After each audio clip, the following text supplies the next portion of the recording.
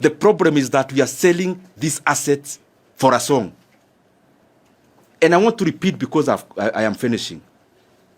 There is no way the government can purport to sell Safaricom at a valuation of less than 2.5 trillion. There is no way, other than if there is self-interest or incompetence on the side of government. And I have enumerated again, the best way was for the government, first of all, to foster divestiture within Safaricom, create 3 entities, value them separately, and then sell them separately if you have to sell. Very last, we are now on a drive. We are being taken on a rough drive of political messaging. These grand terms you are hearing, infrastructure fund and big money being mentioned, it is to make Kenyans not ask the basic questions. Before we are told about trillions and the rest, can the government first of all do the basics? We are now in December.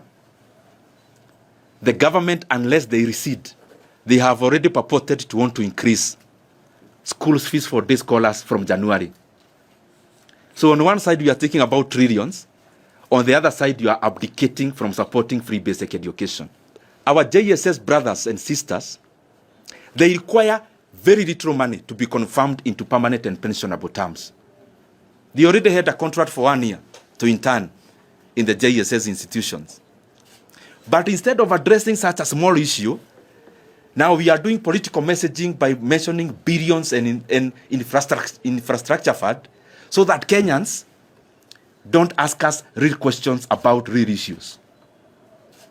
It's like when you can go to your home today, Stephen Leto, and you call a baraza of your home,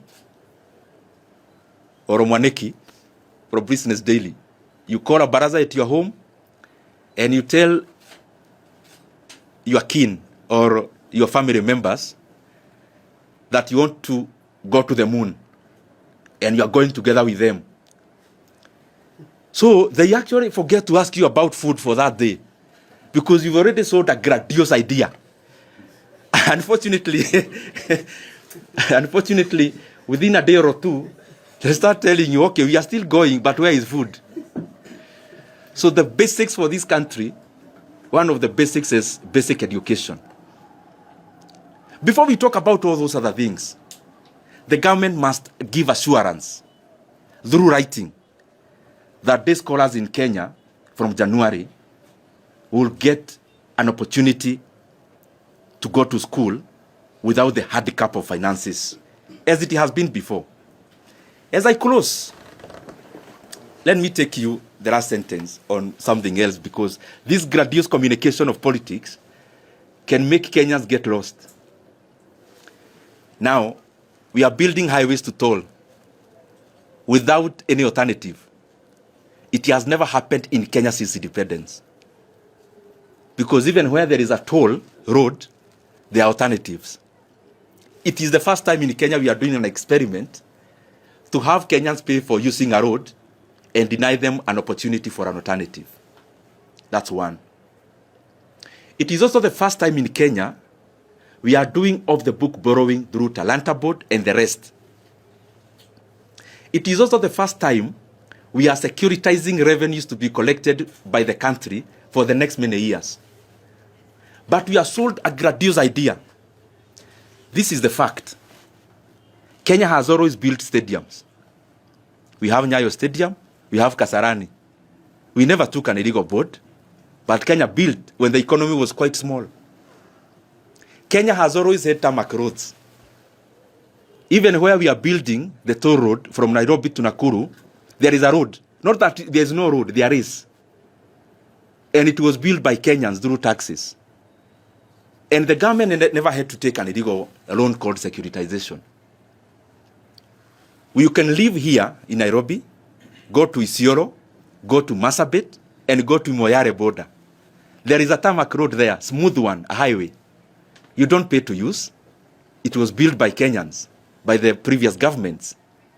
You can live here, go to Hispania border all the way to Kuria in Migori. All the way it is tarmac. We never took an illegal loan. We never took a securitization. And when Kenya was a smaller economy, we still managed. You can live here and go all the way to Kitengela and go all the way to our border with Tanzania on the other side. Again, there is a tarmac road there. No graduous communication from government. Government humbly built without making Kenyans to pay.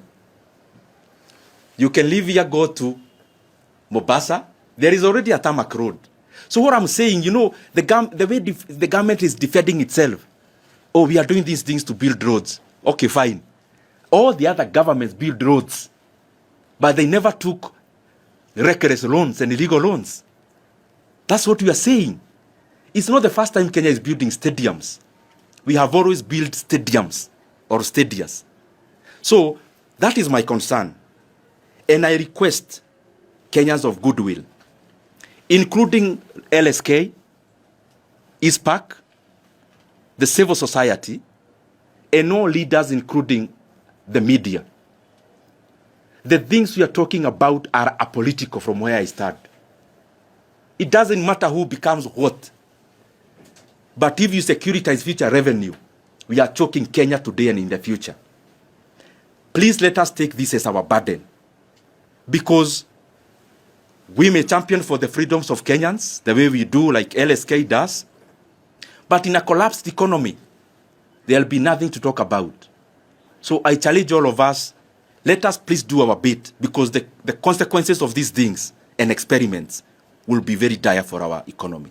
Thank you very much.